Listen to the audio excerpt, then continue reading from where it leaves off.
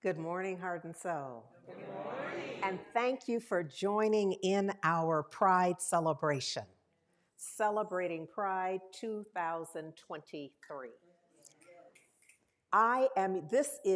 We're clearly on an adventure in faith in life. What I know and what I'm hoping to convey over these weeks that we are focused in our celebration, in our Pride celebration, is the extent to which LGBTQ folks experience a real life adventure in faith. Just choosing to be and to be freely. Now, I'm not suggesting that that isn't true for all of us, individually and collectively. What I'm suggesting is that in our celebration of Pride Month, that we honor the degree to which this is true. And even as we set an intention to honor the degree to which this is true, I want us to know that we can't know the degree to which this is true.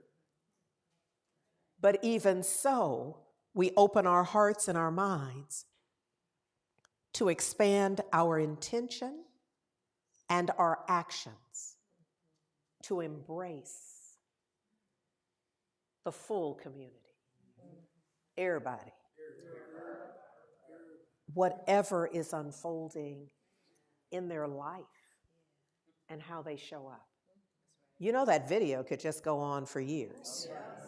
You know, all we've done is kind of pick and choose, but it could just go on in terms of the contribution, the life work, the commitment to transforming how we are, how we be, what we do, how we see ourselves and others.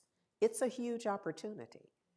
And my prayer is that we take full advantage of this month. One of the things that I love about this process and how I learn is that every year I have an opportunity to do some research. And I love research. I love somebody said, we know. I love the opportunity to dig deeper, to challenge myself beyond a surface awareness. So look at here. I am using as my theme for our celebration this month the theme that San Francisco Gay Pride has set, which is looking back and moving forward. You know, I love that because it reminds me that often when I was coaching and teaching, that there is a practice that I often suggested to clients, which is to tag back and then move forward. You know, it's lean in is the idea here. And this reminds me of that.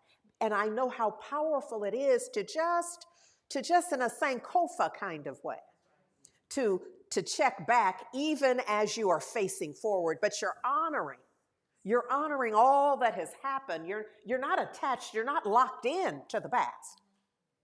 And yet you're honoring it because what? You already know that you're standing on the shoulders of those who have done the work so that you can stand and be you and do you in all the ways that we do. And I'm glad we're doing it. I just want us to acknowledge that didn't happen overnight. That didn't happen just because folks thought, oh yeah, you go ahead, do you. It happened because folks fought, because folks sacrificed, because folks were committed.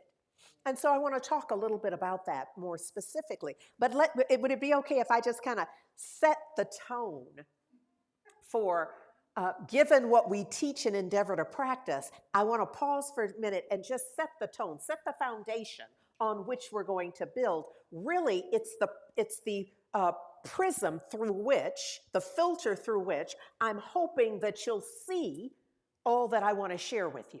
Yes? Okay, so I'm going to begin with, excuse me, Ecclesiastes 3. And while I'm not going to go through every verse, one, because I already know that this is an ambitious message this morning. And so I hate to say I'm not going to take the time, and yet I'm not going to take the time. So all I want to establish is that Scripture is reminding us here that life unfolds, that life happens. And there's a time for it to happen this way. There's a time for it to happen another way. It just is that all of this in life has its place. There's a time when you're going to get married and, oh, it's just all of that. We can't convince you not to. And then there's a moment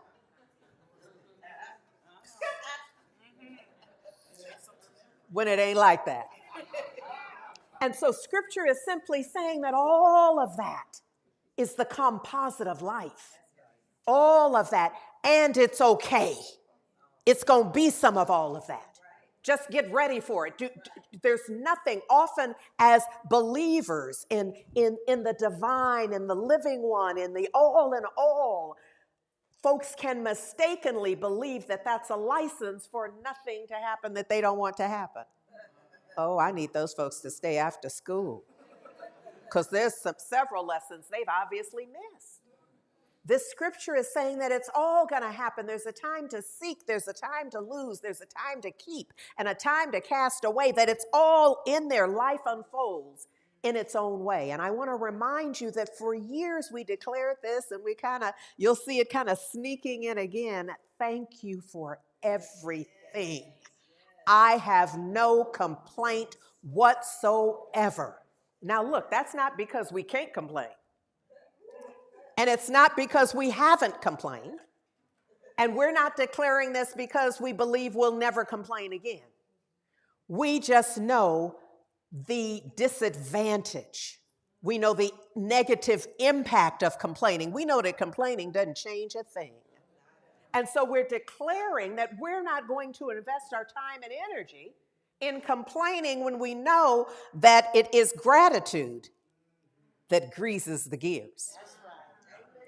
When we know the power of gratitude and giving thanks, why would we invest our time and energy in complaining? Largely, I claim it's because I forget sometimes. And then I come to myself in a prodigal daughter kind of way, and it's all then. And I return to giving thanks for whatever it is that I just complained about. Because I know in the final analysis, it is beneficial in some way. Maybe getting my attention. Now, don't rush to judgment about it. It may be years before you're absolutely able to bless it. Some of y'all go to the front of the class, though, because stuff has happened and you've told me. And no sooner than you got medical help or a quick consultation or you got back on your feet or whatever it was, you began giving thanks. So it takes as long as it takes. It's just be willing to come into the divine realization that giving thanks is the key. Thank you for everything. I have no complaint whatsoever. If we could remember that the moment we recognize that we are complaining, and we go, thank you for everything. I have no complaint whatsoever. You know, I've been sharing with you this notion of how we flow in consciousness. And I have purposely focused just on, it's a whole chart that I typically use, but I've only been focusing on the lower left quadrant. Because the lower left quadrant finds us in that place of complaint. In that place of feeling put upon, in that place of regret and doubt and fear, of even as I say it, there's a part of me that you just start to shrink, don't you? You start, your shoulders drop and hunch over, you're weakened. If we were able to connect you to sensory perception, however we will, if I get me some special effects, we're going to be doing all kind of stuff up in here. But in the meantime, imagine with me, if you will, that if each of us would connect it to whatnots in a way that we could get the readout on what's happening to us just with our thinking. So you see, the moment we start thinking, ooh, I shouldn't have done that. Ooh, I'm so stupid. I knew better. I know that's going to be, you know how we do, that negative self-talk. But in that moment, while we're connected to all the whatnots, if we saw on the screen what that's doing to us, how that is shifting our cellular activity, how that is shifting our ability to stand in a divine knowing.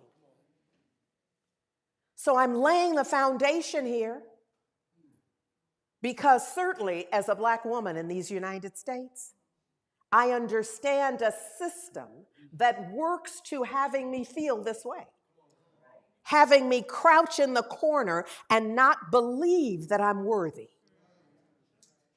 And if I've somehow come to believe that I am, I could make the mistake of tuning in and then begin to doubt the very truth of my being. And so this is true of all oppressed people because all I'm talking about is systemic oppression. That's all I'm talking about. So whatever group, whatever individuals based on ethnicity or nationality or gender or whatever it is, I couldn't begin to name and number all the possibilities that oppressors can land on. and begin to do the work of oppression. What I want you to know is that it requires that you agree. And so in what I share today, I want you to see how folks, even though the system was working to push them into this victim state of mind and being, that their own awareness had them choose something else. And for the life of me, sometimes you can't figure out how they do that. This is why we have Mother Harriet featured prominently in the sanctuary, because there's an aspect of, how'd she do that? How'd she do that? And so today, there's a bit of a, in my part 2 of looking back and moving forward, there's a bit of how'd they do that?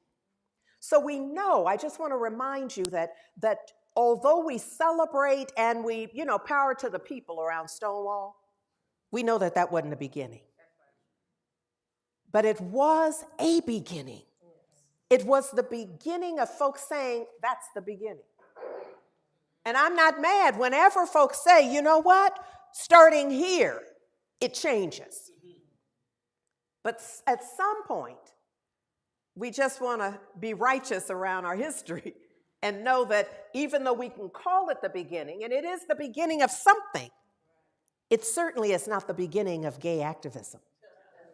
It certainly is not that. So I want to talk a bit about that, and I'm probably going to talk faster, as fast as I possibly can. So look, in July 8th of 1810 is the first recorded raid of a gay meeting place. And this was in London, and they arrested 27 men. And those men were tried, and 6 of the 8 men were tried and convicted. And they were pilloried months later, which, if you know, means you put on public display. And so this is, the picture you see is very similar to what happened for them. Because part of this, in order to keep folks in this victim ideation, you got to victimize them. You know what I mean? You got to mash into their psyche that they are victims and that they're not worthy in all the things. All the things. In the United States, as early as the turn of the 20th century, several groups, here's what you want to know, worked in hiding to avoid persecution and to advance the rights of gays. So we don't know much about them because they were secreted. You see what I'm saying? But they did happen. And in 1806, no, I'm not even going to tell you about the 1906. Okay, look, one documented group is Henry Gerber's Society for Human Rights. It was formed in Chicago in 1924, and it was quickly suppressed.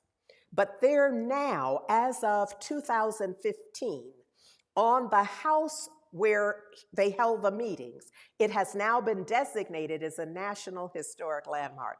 Now, sometimes we groan and moan. But I have to tell you, as for me in my house, I don't care when you come to, long as you come to. So it took as long as it took, and yet some folks in Chicago came to and said, something happened here that we need to acknowledge.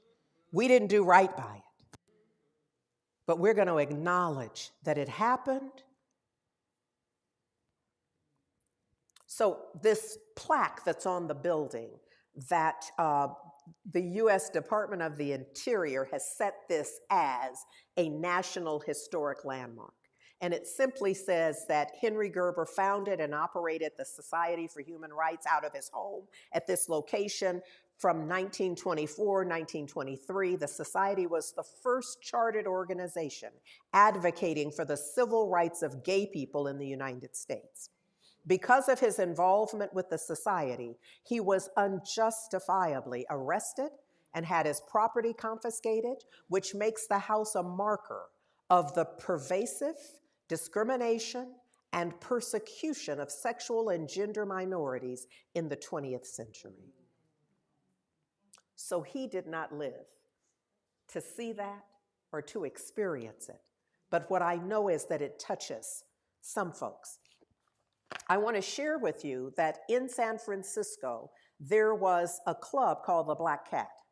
And in 1948, because I'm giving you a sense of all of this is pre-Stonewall, the setup, so that you can get a sense of that it wasn't magical. Stonewall was not magical at all. There's nothing in the civil rights movement that was some magical moment. Everything was building on itself, yes? So in 1948, the San Francisco Police Department and the Alcoholic Beverage Control Commission, in response to the Black Cats' increasing gay clientele. Now, in response to, how you respond to the people that are the clientele? Unless you have an intention to oppress, because it's just, they got some people in there. That's what clientele means. They got people in there who are business for the business. But for the police who conspired with the beverage control, alcoholic beverage control, they began charging the owner with crimes of keeping a disorderly house. And the State Board of Equalization suspended the bar's liquor license indefinitely. Can you see the boot on the neck? So in response to this, the owner, who was heterosexual, took the state to court. And in 1951, the California Supreme Court ruled, in order to establish good cause for suspension of his license, something more must be shown that many of his patients were many of his clients, many of his patrons were homosexual, and that they used his restaurant and bar as a meeting place, end of quote. So that's what the court said. I'm giving you a sense of all that we're standing on as we're celebrating today. Is that this was one of the earliest legal affirmations of the rights of gay people in the United States. Excuse me. The court, though, did say that the ABC, the Alcoholic Beverage Control Commission, might still close gay bars with, quote, proof of the commission of illegal or immoral acts on the premises. So in order to, so this is what happened out of that.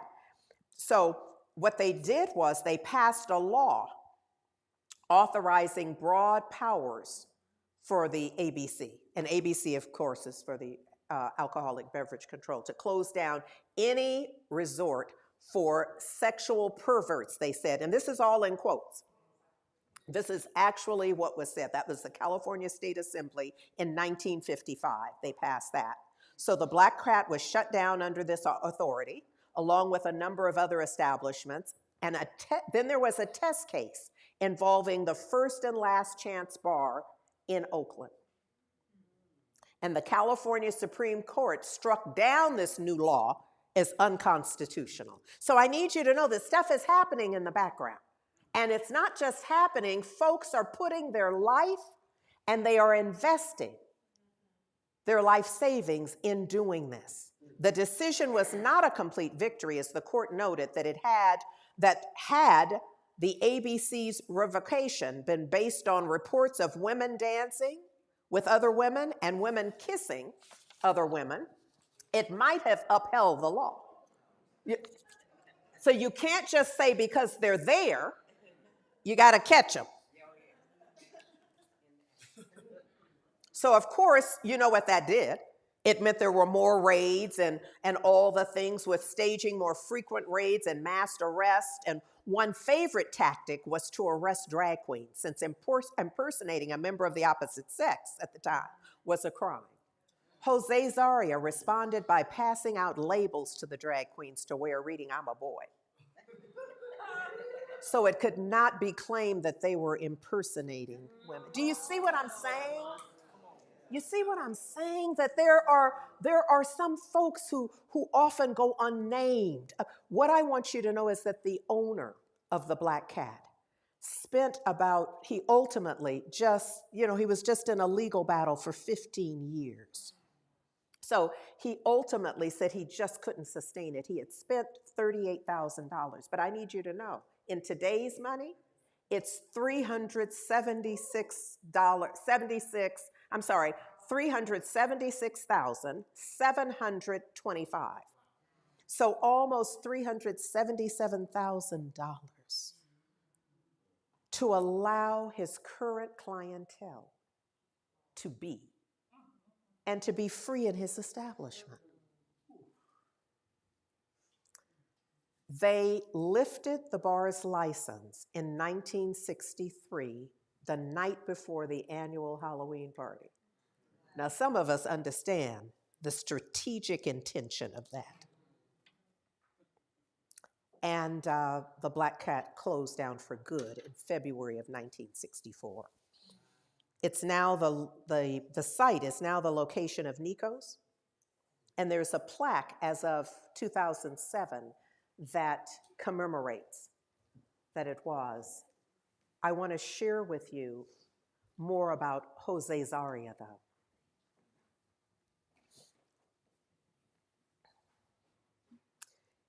The Black Cat began to have live entertainment, and he was one of those who, he began as a waiter, and then somebody who was playing music he recognized as the opera Carmen.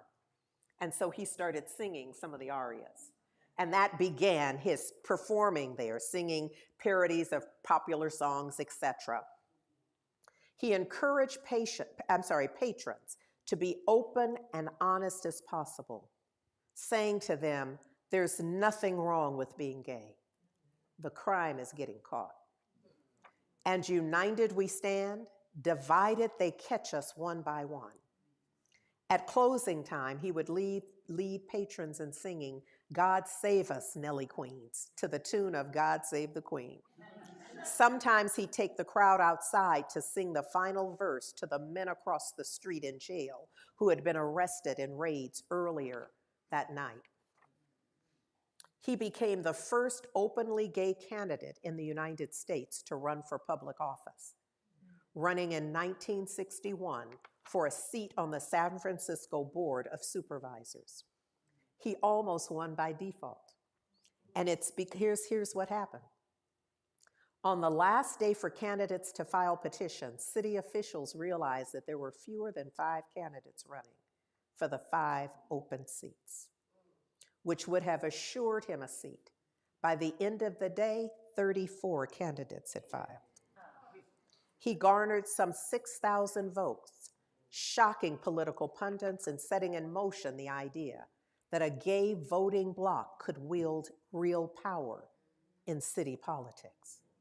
As Zaria put it, from that day on, nobody ran for anything in San Francisco without knocking on the door of the gay community. So look, what I know is there's somebody each of us knows. There's somebody I know who's worthy and wonderful. Someone I know is fearless and free. Someone I know is blessed and beautiful. Who can it be? It's me. It's me. And that's true for all of us. That's true for all of us.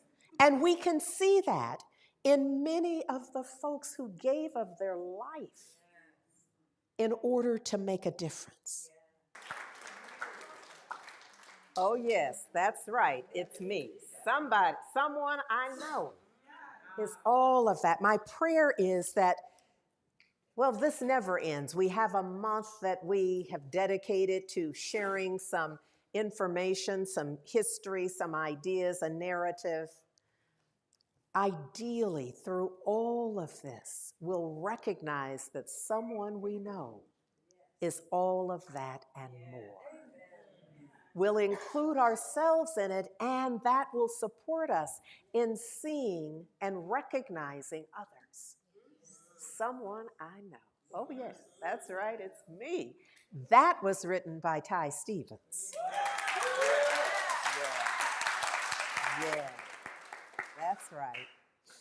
So, from 1950 to 1967, the Mattachine Society was formed by activist Harry Hay and one of the most sustained gay rights groups in the United States. The society focused on social acceptance and other support for gays. What you see on the screen is a brochure that's folded out, and it's giving them, if you're arrested, then what to do. It calls it the pocket lawyer. So it's that kind of, they were offering those kinds of resources to folks. Does that make sense? Yeah.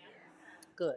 And then I want to share with you about Pearl M Hart, a social justice advocate and civil rights champion dedicated to defending the oppressed, especially women, children, LGBTQ, and immigrants. She was a staunch defender of gay rights. She fought for anti-entrapment laws, the right to, she's an attorney, by the way, and appeared on behalf of many victims of entrapment and police harassment, often waiving or minimizing her fee.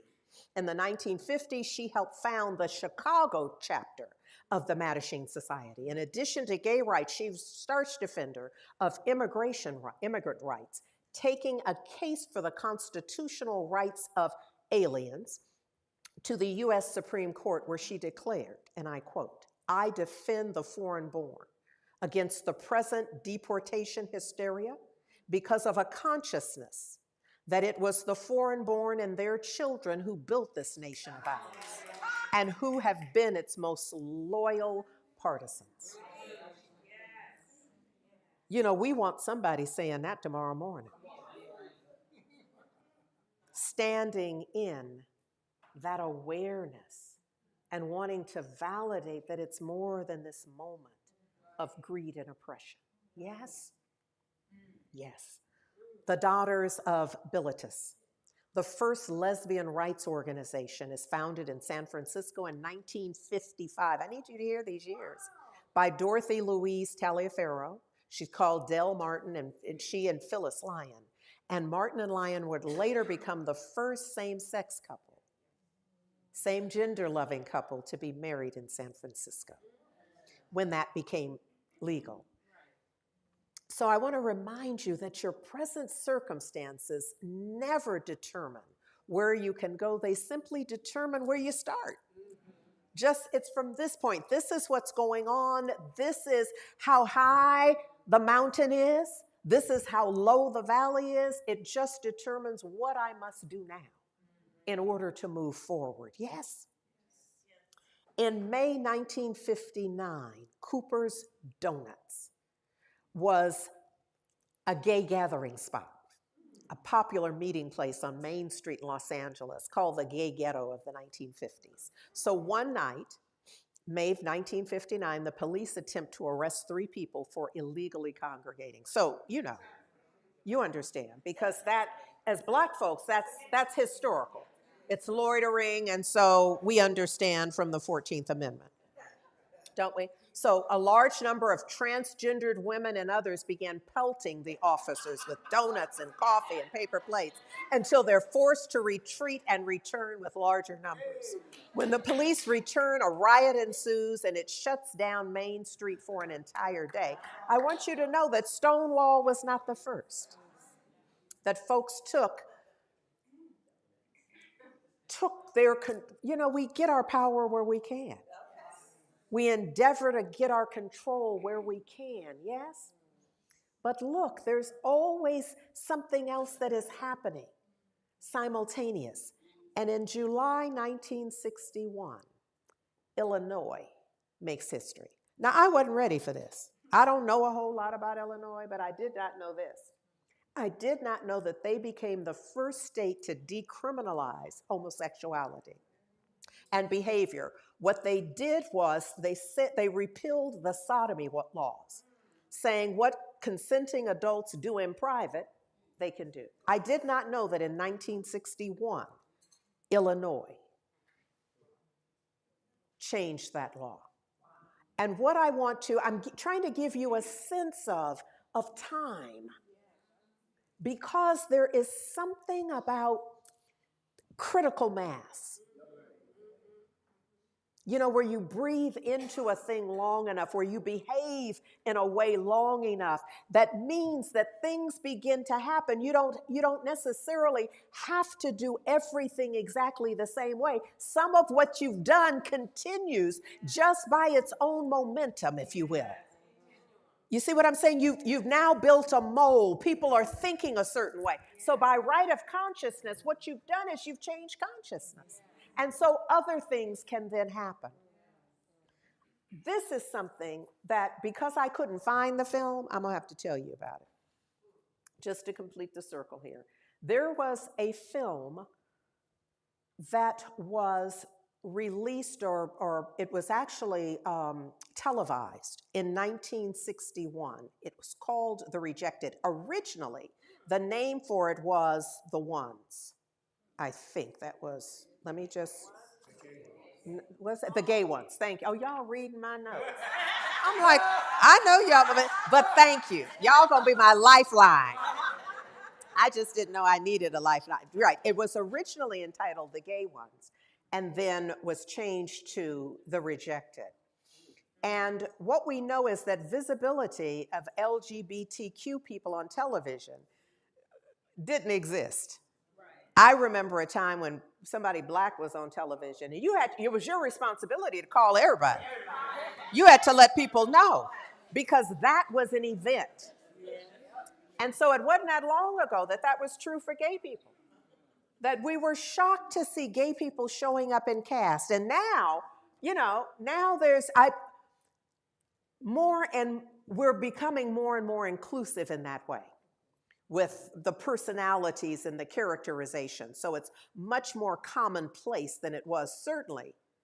And this is interesting, September 11th, 1961. So my sense is that this shook things up, not to the same extent that September 11th of 2001 did, but it was its own quake, if you will. And 1961 ushered in major media milestones for the gay community. The publication of Jess Stern's book, The Sixth Man, startled American public with its pronouncement that homosexuality affected 1 in 6 men. The Motion Picture Association of America lifted the ban on the overt portrayal of homosexuality in Hollywood films. We could have had a quiz and none of us would have passed this. In 1961, that was changed. I did not know that and cannot think back to seeing it, because I know I was watching Rock Hudson and stuff, and I know you did. So anyhow, okay, on network TV, homosexual subtext was still unacceptable. But John Rivas Jr.'s groundbreaking documentary, The Rejected, aired on San Francisco's educational television station, KQED. It was a made-for-television documentary film about homosexuality produced by KQED that unemotionally, it says, examined the plight and social treatment of gay men. It was the first documentary program on homosexuality broadcast on American television. First shown on KQED, it was later syndicated to the national educational television networks across the United States. It received positive critical reviews. He was an independent producer, who wrote up his idea. Originally titled, as I said, The Gay Ones, he explained his goals for the program as follows. The objective of the program will be to present as objective analysis of the subject as possible, without being overly clinical. The questions will be basic ones. As I read this, I thought, how brilliant. How brilliant at that time to write it in just the right way. Because part of that time, I've already told you that in Philadelphia, in the early 60s, they dressed much like we dressed folks for civil rights, for sit-ins and all. You never saw nobody in coveralls. You never saw nobody, folks weren't wearing sweats then, but you never saw them in you know what I mean? You never saw them dressed down. Everybody was clean and starched and put together. Why? Because there's an image. And you want to make sure that you are putting on the best possible face to limit the negative response, that it can't be about everything. They can't take the low road. They can't just skim off the top for why we don't like them. They're going to have to tell some other greater truth. And so this was some of that. So some of his questions, the basic questions were, who are the gay ones? How did they become gay? How do they live in a heterosexual society? What treatment is there by medicine or psychotherapy? How are they treated by society? How would they like to be treated? Can you imagine that he included that question? Sometimes, now we won't like all the questions, but the fact that you got that one in, because nobody was really caring. publicly. Certainly not for any televised project on how would they like to be treated. It was more what we gonna do with them. Or not with them, but about them, right? So the Rejected focused, I need to tell you, exclusively on gay men with no representation of lesbians or trans persons. So the commercial stations, of course, turned down the program, as did sponsors, and all of that. All of it was shot in the studio except for one segment on location at the Black Cat Bar. It says that they did it on a budget of less than $100. Now, again, it's 1961. They used a talk show format, breaking down the subject matter into a series of smaller topics. Each segment included one or more subject matter experts discussing homosexuality from a different perspective. Within each segment was presented a stereotype about homosexuality and then challenged the validity of that stereotype through expert interviews. They were doing the work. So the expert interviews were Margaret Mead, speaking from an anthropological standpoint. Now, of course, it was never mentioned that she was lesbian, but she still got to stand in and be heard. She spoke of the positive roles that homosexuality had played in the cultures of ancient Greece and the South Sea Islands and the Native American society. She noted that it is society and not the individual that determines how sexuality and homosexual behavior is viewed. Psychiatrist Carl Bowman of the Langley Porter Psychiatric Institute. He explained the Kinsey scale of human sexuality and who spoke against a punitive approach to treating homosexual patients. The Episcopal Bishop of San Francisco, James Pike, and Rabbi Alvin Fine addressed religious topics. Each man espoused his belief that sodomy laws should be repealed because, in his opinion, homosexuality was a mental illness. Pike specifically compared homosexuality to chronic alcoholism, but called for homosexuals to be treated, quote, with love, concern, and interest, end quote, and for not condemning them as evil. The city, now this is a surprise to me. I would have thought in 1961 that such a program would lean in another direction. And I'm not saying it's perfect. I'm not presenting it as if we're doing it today and Heart and Soul produced it. I'm simply saying that incrementally, we can begin to see the power of consciousness. The city district attorney, Thomas C. Lynch, covered legal issues, along with lawyers J. Albert Hutchison, Al Bendick, and Morris Lowenthal, who had previously defended the Black Cat Bar during its 15-year legal battle against police and government harassment. The Mattachine Society spoke for gay men.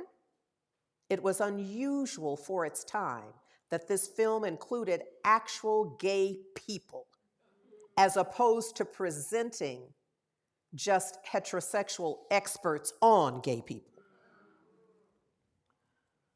Oh, Lord. The California's then Attorney General, Stanley Mosk, opened the program by reading this statement. With all the revulsion that some people feel towards homosexuality, it cannot be dismissed by simply ignoring its presence. It is a subject that deserves discussion. We might as well refuse to discuss alcoholism or narcotics addiction, as to refuse to discuss this subject. It cannot be swept under the rug. It will not just go away. So the film was critically and popularly well received. And it says that, so KQED received a number of letters, of course, in the hundreds, 97% of which were positive, and many of the writers encouraged the station to make more programs like it. There's a book service in San Francisco that published a transcript of The Rejected, and close to 400 people ordered copies of it. What I love about that piece and that awareness is that I could feel the beginning of a shift. I could feel that that's like a critical mass moment. It's a moment when common culture leans a little in. You know, they don't just jump into the deep end of the pool, but they lean in far enough so that people tuning in at home get a different version of the story. I have to tell you, I'm proud to be a member of PBS. You know what I mean? I just, in that moment, I could feel, I was like, yes, yes. So this isn't a commercial for that.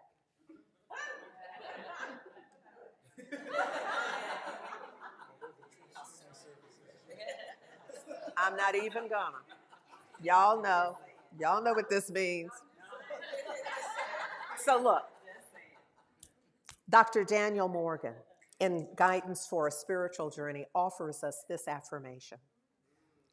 I am about living a full, happy, and successful life. I face the reality that if I think weakness and limitation, they become necessary and inevitable. But if I think health, happiness, and harmony, I break any seeming cycle of otherness by which I have previously been plagued. I declare I am a part of God, the divine whole from which I was pressed out. My daily experience expresses my expectation of life sublime. Let's breathe that in. Let's breathe that in with an attitude of gratitude. Yes, because y'all know I could go on and on and on about the good that is unfolding in our lives, not just now, but always. I could do that because I'm grateful, so grateful, just for knowing